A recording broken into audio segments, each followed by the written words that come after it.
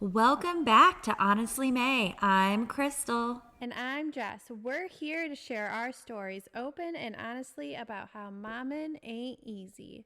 I hope everybody enjoyed our first episode. We're so happy to be back. How's your week going, Jess? It's going pretty well. It has definitely been surreal talking to people about how we've been able to start this podcast and what they thought about it. I didn't think I could get any more excited for this, but now I'm even more excited. I know. I've had such great feedback. I love that everybody is being able to relate to us. And that's what we wanted. We were really striving to make sure that you all could relate because we all know you moms go through a lot of stuff. We go through a lot of stuff. And then we just sit there. And sometimes some moms don't have friends to talk to. And so we're very fortunate we have each other to talk to. But now we're here to talk to you all. I do apologize. This week I am a little bit under the weather. I have whatever is going around. I know you had it last week, right? Yeah, I had it bad last week, and then I still kind of am fighting like the cough and a little bit of the sniffles part of it. Someone joked with me, their son here is in middle school and they're calling it the Viking sickness because everyone's just getting hit with this bad cold and we don't know why, but it is the season, I guess. It is. I've been waiting for it to hit our household, and it finally has hit us. My poor kids are walking around hacking up their lungs. It is what it is, but I mean, life must go on. When you were younger, do you remember like sick season or like flu season starting this early? Because I feel like it never used to start until like Thanksgiving, like winter, and now I feel like it's starting earlier and earlier. Well, I think it has to do with how earlier kids go back, because when I was growing up, I never went back to school until after Labor Day. That's a long break. Yeah. Well, we also didn't get out until like the middle of June. I don't know if I'd like it that way or not. I think that's why. So like I did get sick. I always get sick when the seasons change. And here our weather has been being very bipolar. It's been up, it's been down. I always say Mother Nature's having her time of the month because she can't decide. 40s at night, 90 during the day. Like it's a drastic change. Do I put the heat on, the air, the thermostat, whatever it's called, is confused. Or she's going through menopause. Maybe. I don't know much about that yet. She needs it to be cooler or hot. Just having a hot flash. Exactly. That's about the only thing I know about menopause. I probably should educate myself on it, but I'm just not ready for that yet. I know.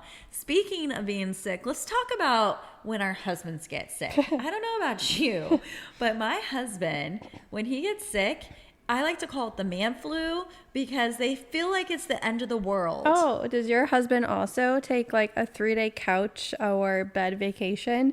Because when my husband's sick, I feel like he does nothing besides sleep and rest because, when you're sick, rest is best. But I wish I could take a 3-day vacation on the couch when I was sick. I know. Like, this week, the last couple of days, I've had all the symptoms and I have not been feeling myself, but I have been running around with my head cut off and still trying to get the kids to pictures, to practice, to school, and making sure I do everything because when moms are sick, we don't stop. But when our husbands are sick, it's like, I have to lay down. Can you make me a sandwich? Cough, cough. My head hurts. My stomach hurts. I need to lay down. God, I don't know what's wrong with me. Well, have you taken anything? Well, no, not yet. Well, maybe you should take something and then see how you're feeling. And then I get frustrated and I'm like, listen, I understand you're sick, but life still goes on and you have this first. So when I get it next, because, I always end up catching it, do I get a 3-day vacation on the couch? No. I will never forget. My husband was out of town working and I had gotten a stomach bug and Kenzie was probably about 9 or 10 months, legit home by myself, obviously lived in a town where I had no family because we had to move and relocate a lot due to my husband being railroad. And I will never forget sitting on the toilet and having a trash can in one hand and having her sit on my lap. Because you don't have another choice. You don't have another choice. I will never forget that. Because it's like, you can't stop being a mom. And she was too young to just let crawl around. So I literally had to hold her while I was sitting on the toilet and puking in a bucket. Like, you don't get a break. If that's not having a hard mom life, I don't know what is. Yeah, that reminds me of the last time I had COVID because my husband was out of town and I just felt like death. I'm like, this is either, like I knew it was either COVID or I was dying because I was literally like in the fetal position on the floor throwing my kids fruit snacks because I was like, we're going to survive through this, but I'm literally dying right now. I know. Guys, my husband does sometimes when he gets sick, he goes to work and I'm always like, why are you going to work? You're going to get everyone else sick. Well, I have to work. Well, that's the problem. And I know I don't have a solution for it, so I'm not complaining, but that is what's wrong with our society is like, we don't get to have true sick days to like rest and feel better. We're expected to go right back to work, right back to school, like get back to it, take some Dayquil, take some, Sudafed, whatever, and get back on the that's why horse. we all end up getting sick because no one actually takes time to rest. Like my mom and sister live in Germany, and when they are sick, I'm pretty sure they still get paid for their sick days and they're encouraged to like stay home and get better. That's definitely not how it is here. Yes. I also believe it has to do with your boss. Luckily, my husband has an amazing boss, and he is like one of those that's like, if you're sick, you're sick. Yeah. I totally get it. Try and rest versus coming into work or work from home. Well, we saw that during COVID with like the essential workers. Correct. What deems you essential and not essential, that was a little skewed, I think. But I mean, it really showed that like the world will literally shuts down when you have no other choice. Correct. But when a mom's sick, we do not shut down. Nope. We have to keep going. So like today, as you can hear it in my voice probably, and if you can't, yay, this microphone is working, but I have to take my daughter's swim team. I have to finish editing some photos, and I've got some sessions I got to actually get booked. And then come home, do homework, and cook dinner. My life is not being put on pause. Yeah, and even if I don't know about you, but if I take a moment to take a break or like rest, I instantly feel guilty. And then it's like the flood of all of the what do I have to get done, what needs to be done before the kids get home from school, what needs to be done after. I, as a mom, don't know how to turn my brain off of mom mode. Even when I'm sick, I still have to get the things done. So it's good that you brought that, because one of the topics we're going to talk about today is mom guilt. Worst thing ever. We are talking about because all of us moms know exactly what mom guilt is. Mom guilt is that horrible feeling that you get in your head and you feel guilty about how you may have talked to your kids, how you may have handled a situation, about not spending enough time with your kids if you're a working mom, not being able to do everything that you can between siblings. It is a true horrible emotion. Being our own worst critics. It is. Definitely. It is for sure. I get the mom guilt with my daughter and my son, especially with sports, because my daughter's in a lot of sports. She's doing 2 big sports at a time. So I'm constantly Monday through Friday driving her to each sporting event. I also help coach one of her sports. So I'm coaching, and my poor son, because I'm coaching or I'm driving her to sports, he doesn't really get to do an after school activity. So I kind of tell myself, he is much younger, so he's still got more time. But I do have that guilt. He really wants to play t-ball in the spring. So hopefully I can get him into a sport and I can get that balanced. And some of you may say, ask about my husband. My husband has a very, very demanding job. And so it can be really hard for him to be home to help me take each kid to sports and help me when it comes to that. So I have to learn the balance about doing sports with both kids, running them to activities, birthday parties, all of that on my own. And so my mom guilt can come in when it comes to both my kids not being able to play sports. Yeah, when I nannied full time, that was one of my biggest responsibilities, was getting the children to each of their activities.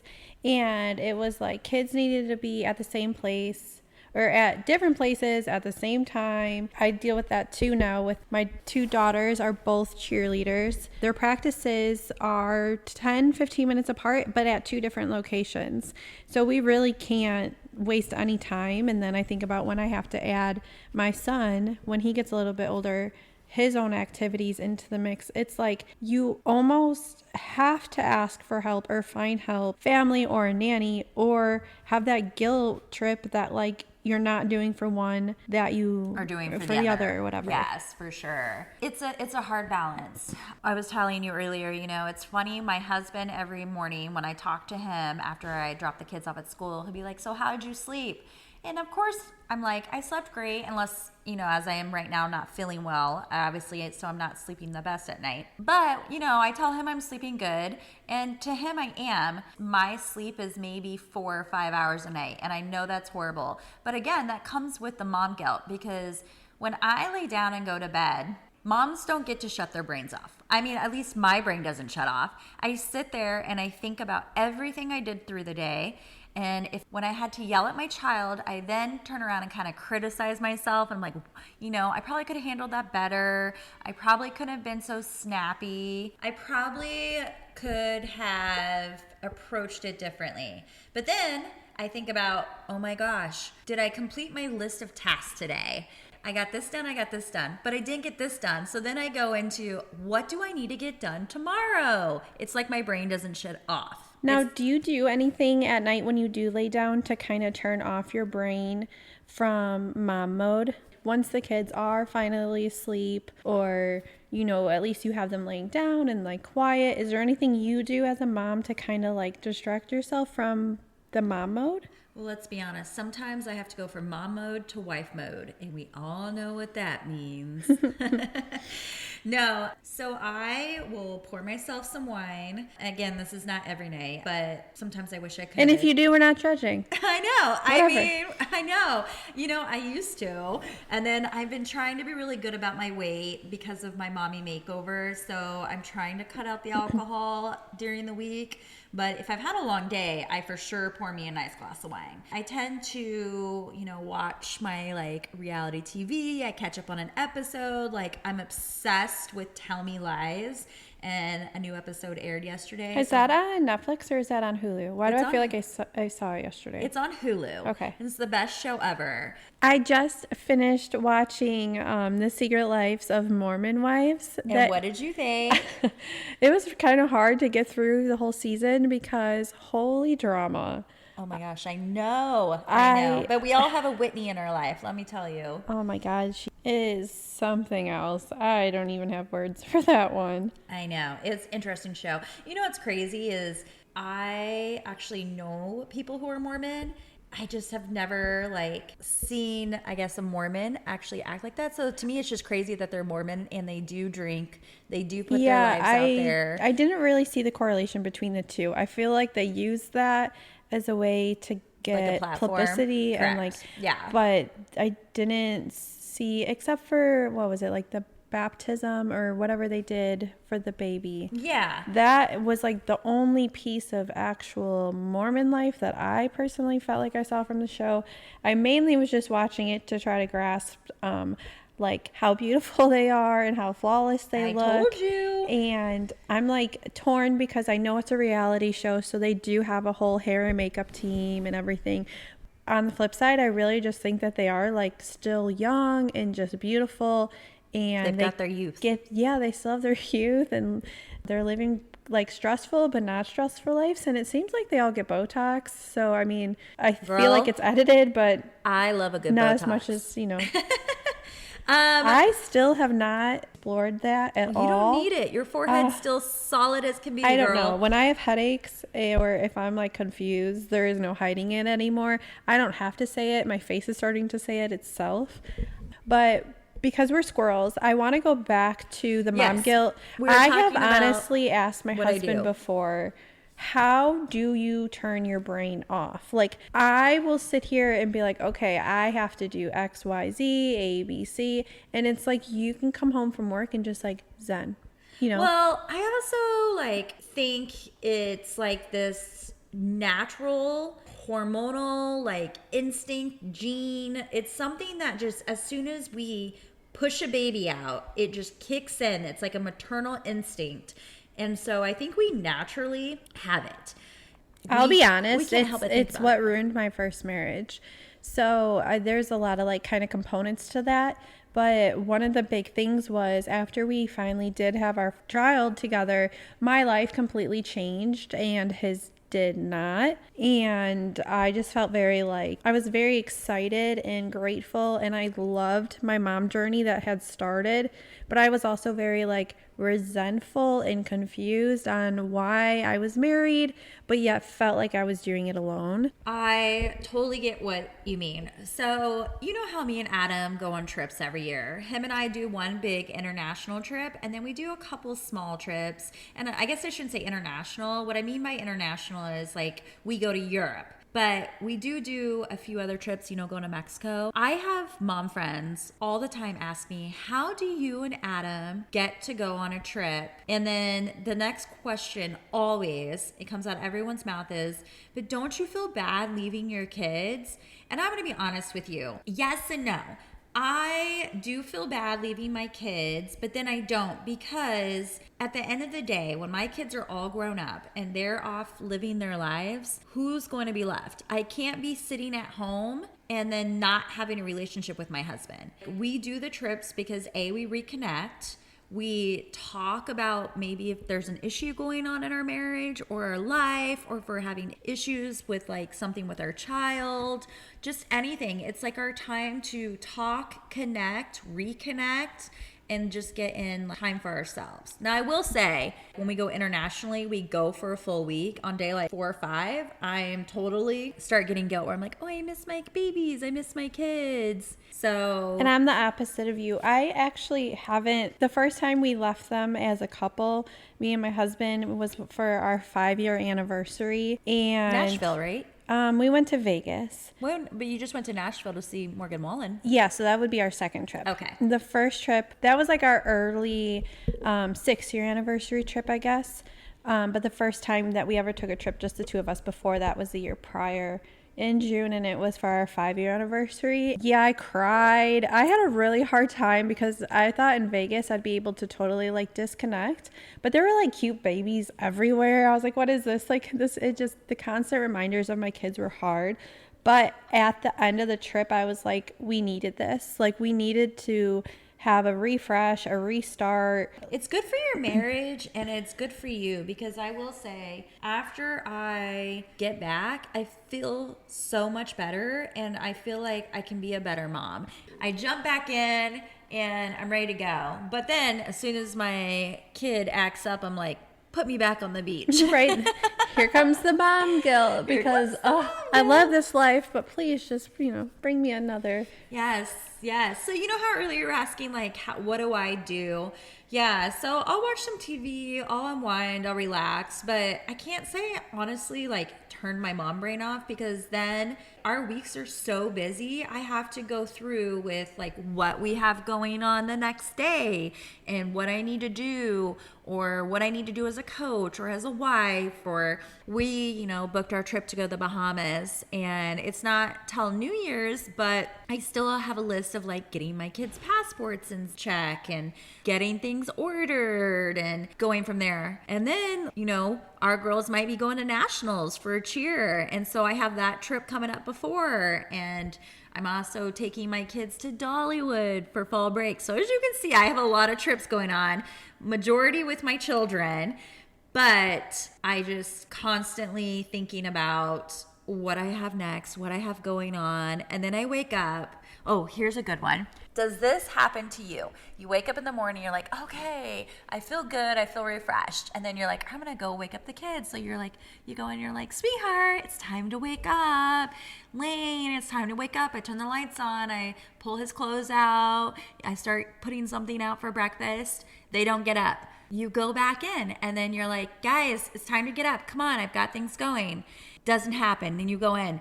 Get out of bed right now. We are leaving in 15 minutes. You're either going to school in your pajamas. Get up. I deal with it every morning. My kindergartner. So then it's like, the mom guilt. You're like, yeah, oh, I probably Trust should me. not have yelled. But then you're like, they don't want to get up. They're like teenagers already. She's 5 and every day, oh, I don't want to go to school. What do you mean I have school today? What do you mean? This is like the second week of kindergarten. Like, you have school every day during the week until you're 18. I know. My son, the same thing. He's, Mommy, I stay home with you. I don't go to school. I don't go to school. No, you're going to school. And then, but Kenzie knows. Kenzie's like, Lane, I used to do that all the time. It doesn't work on her. See, and this is like new to me because Kinsley loves school. I don't know. I've never had this like issue with her. We have some mornings, of course, where like she's slow moving because she's tired or just isn't feeling it, which I think we all have those mornings,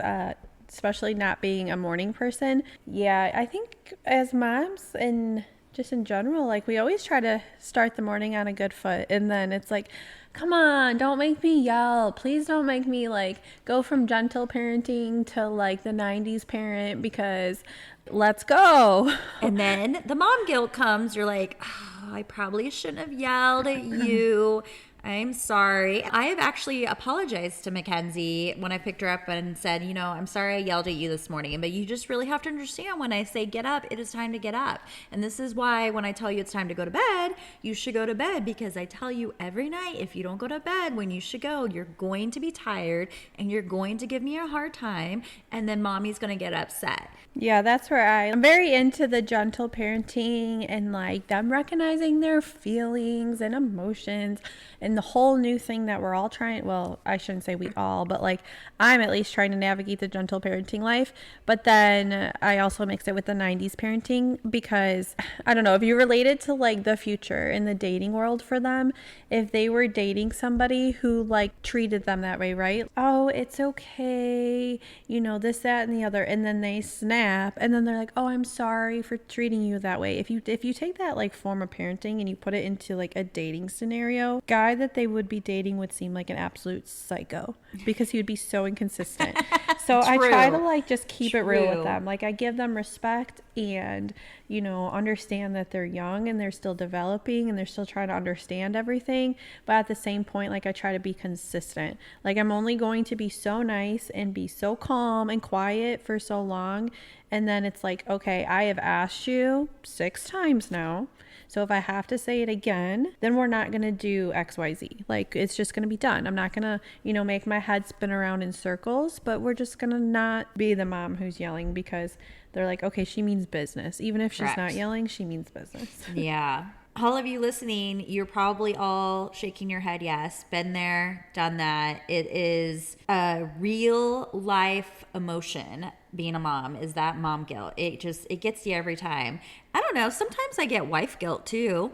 I get the guilt of like, am I giving my husband enough attention? I, as a person, will feel bad if my husband comes home and my house is a mess.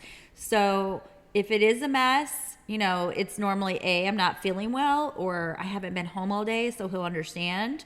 And I know he'll understand even if it was a mess and I wasn't gone and if I was feeling good.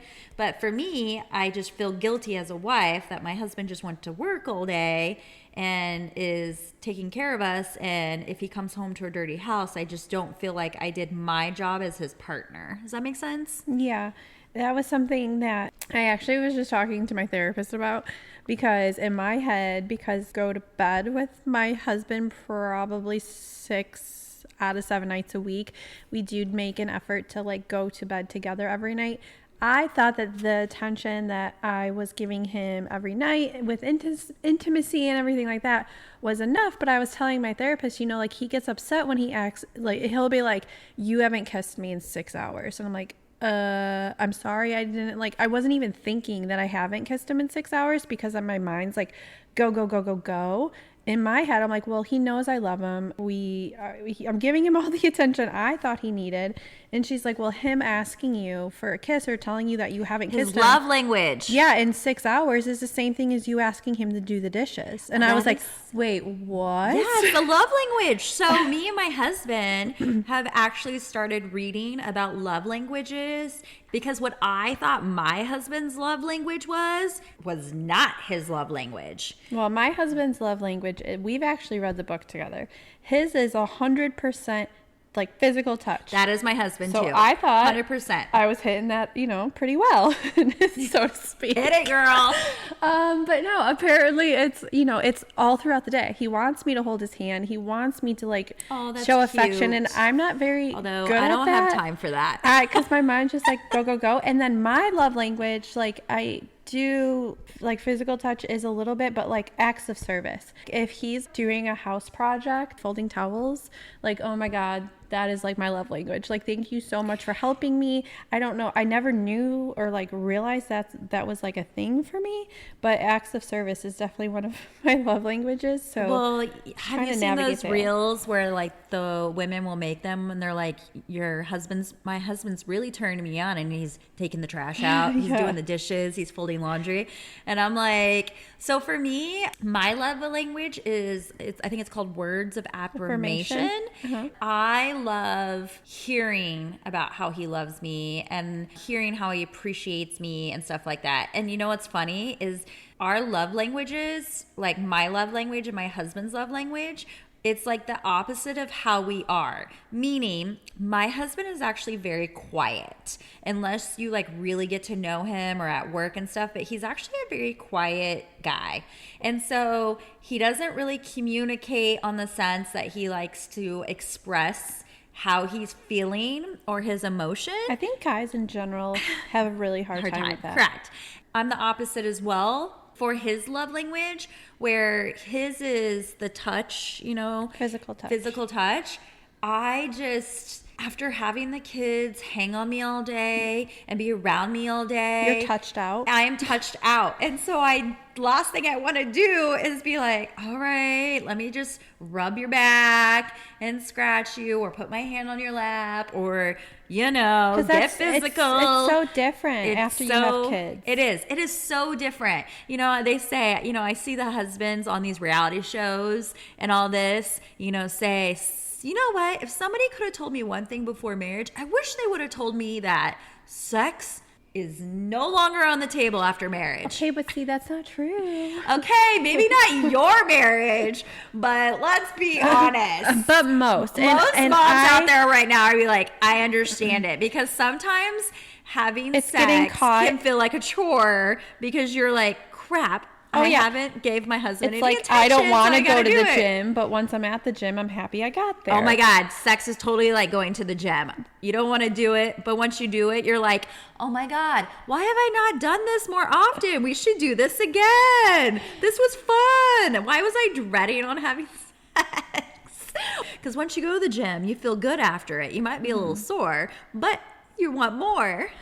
Yeah, I don't know. I guess that, so I was like, I think there's something wrong with me, because I need that affection every night, because for me, good for it's you. Grounding. Good for you, girl. And it's that connection, and just, you can turn out the world, and just it's the security, okay, my husband still wants me. I'm still good enough for him. Probably not the healthiest mental mindset there, but it's just, for me, it's what works, I guess. We try to never go to bed angry, which obviously is not That's completely doable, but if I want something or I need something, I need to vocalize it 100%, because he can't read my mind, and guys don't always pick up on cues or hints like we think they should. I, from my experience, am just, this is what I'm lacking and this is what I need more of. Can you please help me? Blah, blah, blah, blah, blah. I'm just very honest about things like that. Not just sex itself, but just the connecting at night. And so let me ask you, I'm just curious, what is your hint, your number one hint that Seth is ready to jump in the sack once it's bedtime. So I don't think my husband ever stops touching me. If I'm doing the dishes, like my butt's being grabbed, his love language is physical touch. So it's hard for me to be accepting of it all the time because I get touched out. I'm around kids all day. I'm being hung on all day and I love it. Same. But like, it's hard for me to appreciate that he's showing love when he's doing that because Constantly. most of the time I'm like, oh my God, you're annoying me. I love it at the same time. It's just, I'm overwhelmed like receiving it all day. But for me, I just basically know that it's just not that it's expected. A perfect night would be like the kids go to bed and everything kind of goes smoothly, and that I am able to come like cuddle and watch like an episode of a show and just, have us time, because I feel like that's the only like calm before the storm. See, we are so opposite. Look at them getting their groove on. We are opposite. I mean, I can tell when my husband wants it because he has to get up at the crack of dawn, and I'm talking before the sun even comes up. So for him to stay up, I'm like, oh, he's waiting for me to finish watching my show. I'm like, okay, let me turn it off. And then for me, my husband always knows when I crack that bottle of wine and I go past glass number 2. I'm trying so hard to not get stuck in the roommate phase. And that if the roommate phase ever, I can like feel it, sneaking in, I try to push it to the side as fast as I can, because it's so easy, I feel like, to get stuck in this like roommate rut of kids and life and all of the extra shit we add to our relationships, because it's not my husband in himself that stresses me out or makes our relationship have problems or issues. It's everything else that we've brought to the table and added to it. I guess I need to take a note out of your page because I'm just so opposite. My husband and I, let me just state, my husband and I do have a very healthy sex life and marriage. But we're not like you. We are not boinking 2-3 times a week. It might be 2 or 3 times every couple of weeks or 3 weeks or maybe a month, depending how our schedules go. And our husbands are going to hear this and be like, what? I cannot believe you just told this on. But it's true. All you moms can relate to that. You can all relate to the fact that life just becomes so hectic and you can get caught up in it, and then when it comes to like your personal time with your husband, you're tired. And then I don't mean to be like it is a chore. A lot of people co-sleep. A lot of people co-sleep, which Correct. Obviously you got to get more creative in the intimacy world when you're co-sleeping, because you're not going to bed with just your husband. Let me tell you a story. There's this one time, because I actually co-slept with Mackenzie, and we actually could talk about co-sleeping because there are so many big reviews, but let me just finish this story. We co-slept with Mackenzie. I was first-time mom, and I will say, as first-time mom co-sleeping, first-time mom mistake. Should never have done it, but we'll go into that later. But yes. But years later, I bet you don't regret it. I don't regret it. I don't. It goes by so fast. It does. But we co-slept. So when Adam and I wanted to have our time, we'd have to be creative in other places around the house. And there's this one time that Kenzie was asleep, passed out, all of that. So we got up, we went to the other room and went to the couch because we had like a loft. And so we went to the loft and, of course, started having fun. And next thing I know, I hear, hee, and I was like, oh my God, what is that? It's our daughter standing in the doorway laughing. And we were like, oh my God. I was like, get off me. And he's like, oh my God. So I like threw my clothes on real quick. And the close call. The close call. I picked her up. She was very young. I want to say she was maybe 2. And so I picked her up and I went, put her back to bed. And she was just like, you Daddy Russell? I'm like, sure, but let's go to sleep. And then the next day, of course, she's not going to remember that. She's like, think she was 2, and she's not obviously going to remember the next day when she wakes up. But perfect example. You got to sometimes get creative when you co-sleep. Yeah.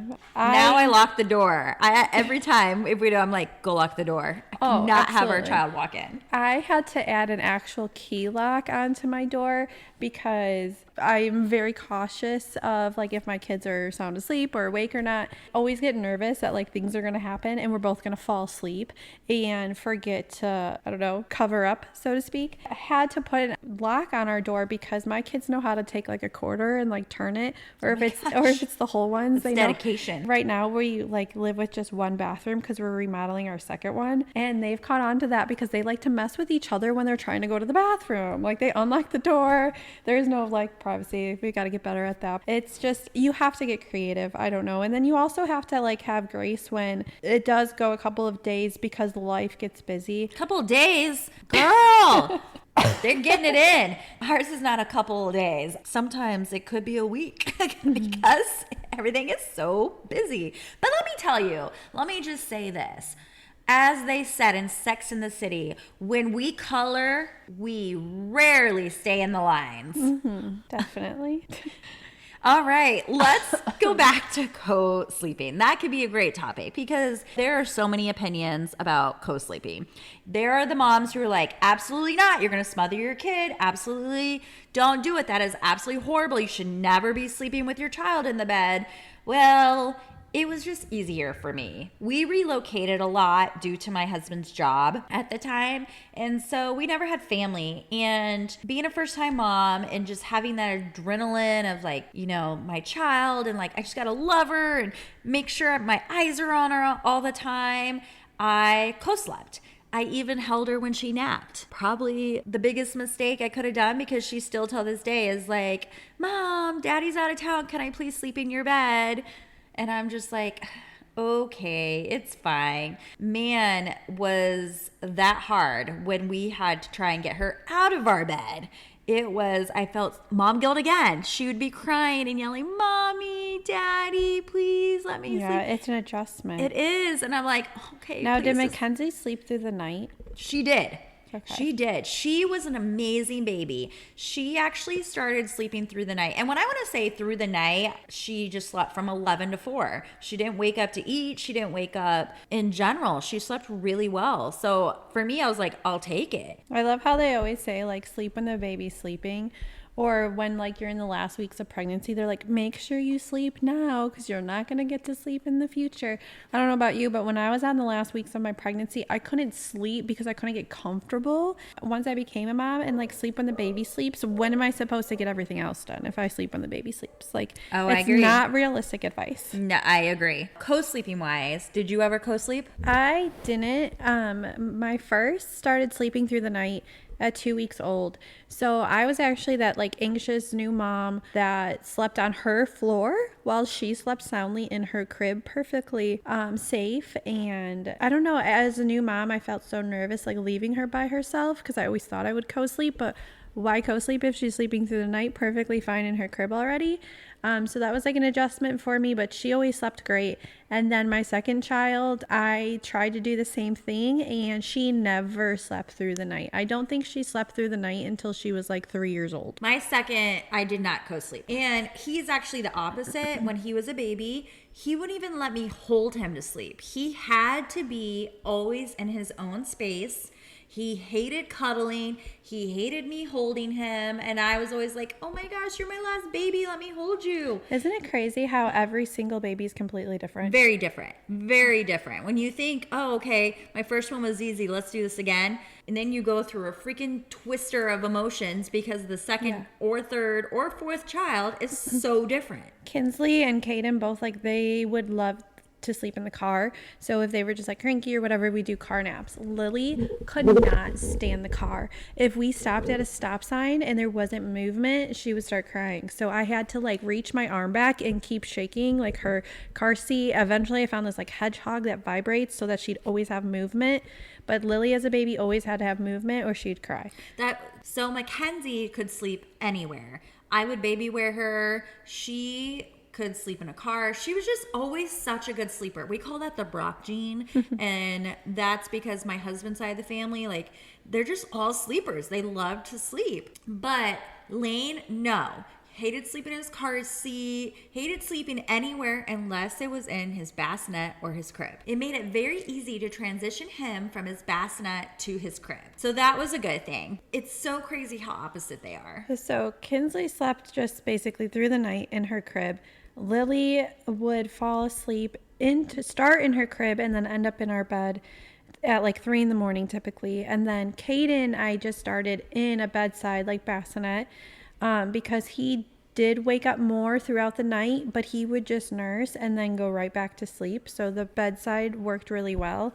And then once his feedings or wakings during the night got more spread out, I did move him to his crib and he slept fine in there, but I did have to still get up and nurse him. I am a cow, so I way overproduced, which I'm grateful for. Mackenzie, I did too. I was able to donate a lot of milk for other babies. Very grateful for it, but at the same time it was really hard because my babies wouldn't take a bottle, so it was just solely me responsible for nighttime feedings and all of that kind of stuff, which one of those things that changes when you become a mom. Sometimes you do just have to be like the sole one responsible for certain things. And you know what's also funny with advice is I feel like a lot of women are given advice where like when you have a child, you know, it just changes everything. You can't travel, you can't do this. And I'm here to say that is bullshit. We travel all the time. As you heard, I've got 3 trips coming up.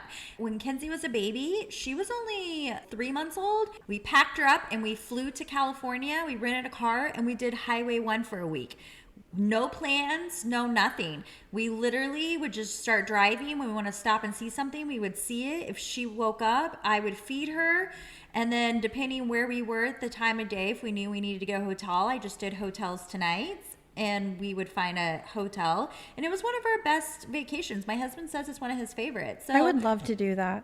Oh, it's so fun. It was so fun. I think that's important. Like when you do become a parent or however that situation like comes into your life, it's so important in my eyes for you to just incorporate your children or your baby into your normal lifestyle. Like, yes, you have to make adjustments on, you know, how that's going to look. But if you give up everything that you loved before you became a parent, you're going to lose yourself. You're going to lose who you are. It's 100%. so easy you can't do that. to do that, and you can't do that. And just remember, your husband fell in love with you. Well, me and my husband. But just remember, it went might from change. dating to married with kids like in a day because we already had children. Correct. So we never got that like who we were. I just have always promised myself I'm not going to change who I am. And I even told my husband this before we even got married is like, don't ever expect me to change into somebody you're expecting me to be because I'm going to be who I am. It's so hard to say and do that though, because I feel like when you become a mom, there are so many different, there's so many different like outlets and people and telling you how it should be and what you should be.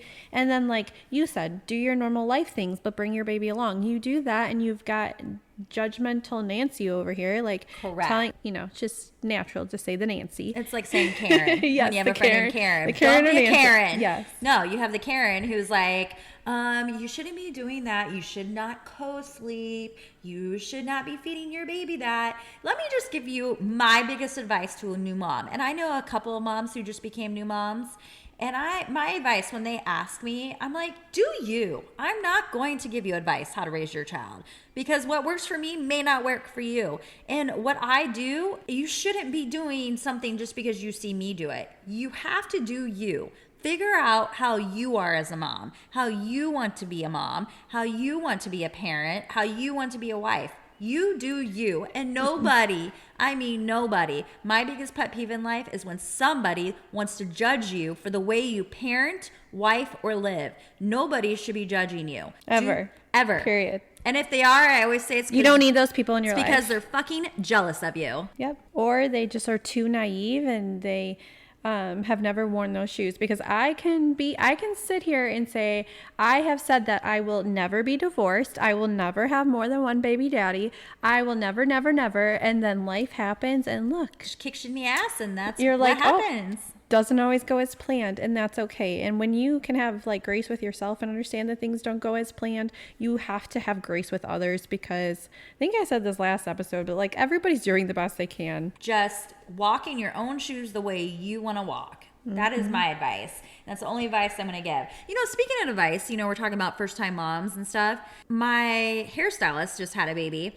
And, when she would do my hair, she was like, I get this advice and all that. And I told her, I said, what advice I'm going to give you is the advice that nobody tells you about. Wearing diapers. Nobody ever told me when I had a child that not only is my child going to be in diapers, but I'm going to be in diapers. Nobody told me about how sore you're going to be. Nobody told me about the... Girl, I came home and I laid a mirror down on the floor and I had to see it. I'm that weirdo who, if they could have recorded my labors, I would have loved to see that go down. Oh, God, because no. I felt like I was no. Well, with my first pregnancy, I was watching the Blackhawks hockey game on TV because that, thank God for epidurals. I did get one of those with all of my pregnancies, and the first pregnancy it worked really well. Not so much the next two. Oh, but mine too. Same. I got the first one too, and then the second one didn't work. I felt everything. I almost liked it where I could actually feel a little bit of what was going on because it was easier for me in those moments to do what my body's naturally supposed to do when it's supposed to do it, I guess. With the first one, I was so just numb that I couldn't feel it. So it was hard for me to grasp what I was supposed to do, which that makes it seem so complicated because it's you're pushing a baby out, just push a baby out. But it's very easier said than done. It is. No, nobody ever told me about the aftermath. Nobody told me what you'd be going through during birth. I'm I didn't read a book about it. All I read is maybe some things you should do with your child. Everything is about oh, your baby will be like this, so you should do this. Oh, your baby might act like this or have gas. This is how you should push on their legs. I'm I'll say I didn't even. Now when moms ask me for advice, I'm let me just tell you about how you should just buy the adult diapers. Don't worry about the thick pads and just wear a diaper underneath your leggings. I never knew that. Oh yeah, I wore. Well, see, my first one I didn't know, so I had the big old pads. I had the foam ones. Yeah. I don't know if you've ever seen foam pads, but those are godsend. No, second child, I wore the adult diapers and it was the best thing ever. So all I had to do was take it off and throw it away. Man, now these moms have the period underwear. I know. You could just wear those now. I almost. know. I'm a little jealous. I know. But yeah, nobody told me how you had to take a squirt bottle and squirt yourself after you go pee. That's what I mean. Nobody tells you that. And if you're listening and you're pregnant and this is your first child, yes, you have to squirt yourself with a bottle to but clean just yourself. Use the one that they give you at the hospital. I know. You don't have to buy all of this extra stuff. No. Everything you're going to need, the hospital basically provides you with it. Just take it because they're going to charge you anyways for it on your bill. And you might not use it. That's fine. Throw it away. But the foam, all of this, I don't know. They have post-birth packages now. You don't need it. You really don't. Yeah. All of this stuff that, I'm guilty of it. I thought I needed all of this stuff for my baby shower with my first baby. Well, the first baby, same. I bought all this stuff. All of this extra stuff and get back to the basics. Well, and I learned second baby, my second was a boy, so I was getting all these boy clothes. And from learning from my first one, I never took the tags off everything. I kept the tags on because half the stuff that I got for my first one, I took the tags off, I hung it up, I did all that, I washed it. She never even wore it. She spent half her baby life in just a onesie. And you can exchange diapers that you don't use if they're the wrong size. Yes, that was really nice because we had a diaper kegger, which I absolutely recommend to everybody. It's amazing. We supplied the beer and food, and then everybody just brought a box of diapers. I guess it's kind of the male version of a baby shower. I don't know, but it was really fun. Everybody had a good time, and then everybody just brought a box of diapers, and we had enough diapers to last us the full first year that Mackenzie was born. Dang, because that's a big that's a big cost in having a baby as a diaper. Our closet was full to the rim. It was so nice. And wipes. It was wipes or diapers, so that was really nice. And don't get me started how, yes, guys, you cannot have sex for 6 to 8 weeks. Well, you're not supposed to. You're not supposed to. Do your research, follow your doctor, your OB's, midwife's guidelines or whatever. I don't know about you, I didn't want to. I just pushed a human bee out of my hoo-ha. I don't want you anywhere near there. Let it heal. Let the stitches heal. Leave me be. And as my husband would always say, well, what does your dentist say? Oh, of course. Ha ha ha. So funny. I don't think people talk about how to navigate sex during pregnancy because Well, what about the first time after pregnancy? The first time you do it, it is very true. I remember my doctor being like, all right, when you decide to have sex again, just know it's going to feel a little different because you're a little bit more drier for some reason. After you have kids, I guess like you dry up a little bit. I don't know. It just takes your body a little bit to readjust because hormones and everything. I don't know. She was just like, just make sure you buy some lube. And I'm like, okay. I will never forget when I came home and I'm like, all right, we're going to do this. And my husband's like, I've got 3 kinds of lube. Which one do you want to do? See, and I was the one who like went to my follow-up and she's like, you already had sex, didn't you? And I was like, yeah. And my husband now, this is not talking about my ex-husband and our relationship because that's just old news to me. That's the past. But my husband now, and she was like, yeah, I knew it. She's like, you guys are just good. You're gonna have Irish twins, aren't you? And I was like, absolutely not, because she always pressed that like I should just go for one more. She's like, why stop at 5? You should have 6. It's an even number. And I was like, girl, you are crazy. I am not trying to make a basketball team, even though you have half a basketball team already. I mean, God, no. I would have another one if my husband would be down for it, but he's not. So well, your husband's fixed, just like my husband, which tell you vasectomy. I know, recovery. And one of my girlfriends, her husband's about to get his little happy nuts chopped off. But okay, let's just put it this way: your nuts don't actually get chopped off. Your nuts are still intact; they're still there. Everything looks normal. Everything operates as before. But anyways, my husband, he had a vasectomy, and he came home and I gave him his pack of peas and all this. And the first day, it's like the man flu. He was like, oh my gosh, babe, this has to be what childbirth feels like. My husband got his done 2 weeks after I gave birth. I was like, absolutely not. Put the pack of peas on your balls, man up. You only got 2 days down. After 2 days, you're back to normal. Stop whining and complaining. I just remember being like, I just gave birth to a baby 2 weeks ago, but here are your damn strawberries. Enjoy your NASCAR. I was so irritated, but at the same point, I was like, okay, he did just like have a little bit of a surgery. No, he's gotta heal. Man, no husband bruised. should ever so compare easy. a vasectomy to pushing a 8, 7, 9. Sometimes I guess women have 10s, I think or my even babies. 6. Any pound baby, no man should compare having a vasectomy to pushing a baby out of a woman's vagina. No, they are not the same. Or having a C-section, however your baby comes. Yes, however the baby comes. C-section, even worse, because women are even down when they get It's a major surgery. It's a major surgery. They literally, I didn't have one, but from what I hear, they like take your organs out to like pull the baby out, right? I don't know exactly. I don't know either. But I do know they go through different layers of your muscle. Like they're cutting through muscle and things. So Yeah. it's a harder. Again, I haven't had Recovery. one, so I can't say from my personal experience, but I would like to think that it's a harder recovery because it's a major surgery and it's not what's like natural. Well, I just had a mommy makeover. I had a tummy tuck, and that was like... We'll have to talk about that next podcast because we both have had plastic surgery, and I have no problem talking about my experience with that. Mamas who are like, why would you ever judge away? Because I don't regret it. I love my results, and I might do more. We'll see. Now, did you guys have sex while you were pregnant? Yes, of course. Okay, and then you guys, did you with my first. like up until the baby was born? Okay, so...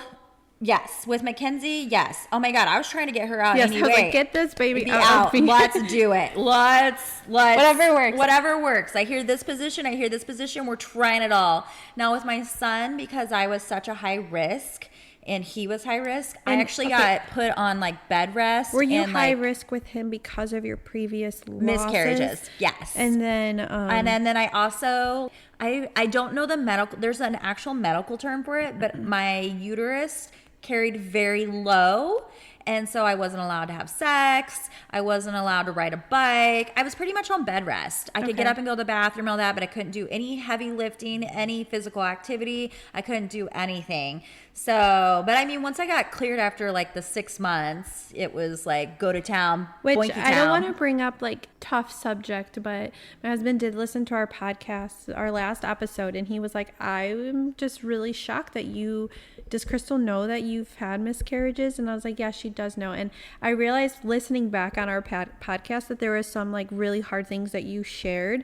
And instead of me being like, I'm so sorry, or like showing any like empathy or sympathy, I like just jumped into like my experience to show like how I can relate. Oh no, it's okay. And he's like, I just like, you didn't even bring up, you know, your losses. And I was like, because I forget that you already know about it, but our listeners don't. Correct. Yeah. So that I just wanted to, I felt like when you were talking about Lane and, you know, his medical diagnosis and stuff like that, I didn't feel like I sounded very like caring or understanding. No, you're fine. And I totally am. I just You're fine. like wasn't even thinking of that because we've already had those hard conversations. We've had those heart-to-heart conversations. And also I've worked through it all that emotionally I can talk about it now, and I won't get offended. I won't because everybody believe it or not, more women than you know actually go with it. And I bet you if you have 5 friends, one out of every 5, Yeah. or 1 out of every 4. but I say if you have 5 friends, I probably have at least 3 friends who've had one, maybe more.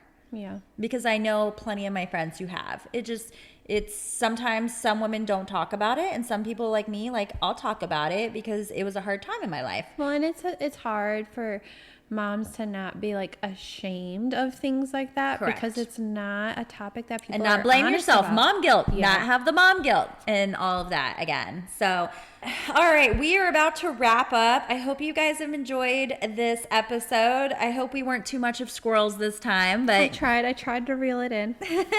we have one last question to end on. Okay, if you won the lottery, what would be the first thing you would go out and buy for yourself? For yourself, not for your family, not for your kids, not for your husband. For yourself, what would it be? For me? Yes, for Oh, you. I would definitely be ordering a nugget ice machine. I have a knockoff one and it's awesome, but like I want the legit, it's like $329. I already have it in my save for later. I don't know why, but like an actual nugget ice machine that makes ice like Sonic does. That's it. Like that's what I want. That is my Big old wish one. list I mean, item. there you go. There you go. How about you? A good old wine fridge, but the one that has a dispenser, so you could just put a bunch of bottles in there and then you push a button and the wine comes out. I never even knew they had that. Yes, I would totally want one of those. They're like freaking $4,000 or $6,000. That's why I don't have one. So if you could comment or message us what your wish list item what would be. you buy for yourself, Yeah. not for your husband or your kids? What It would has you, to be for you. for you. What would you buy? And that is where we're going Guilt to free. Yes. It would have to be guilt free. Doesn't matter. It's just Anything for you want. All right. Well, that's where we're going to leave it today. We can't wait to hear back from you about today's episode, and have a good weekend and try not to let that mom guilt overtake you. Thanks for listening to Honestly May. Honestly, momming ain't easy.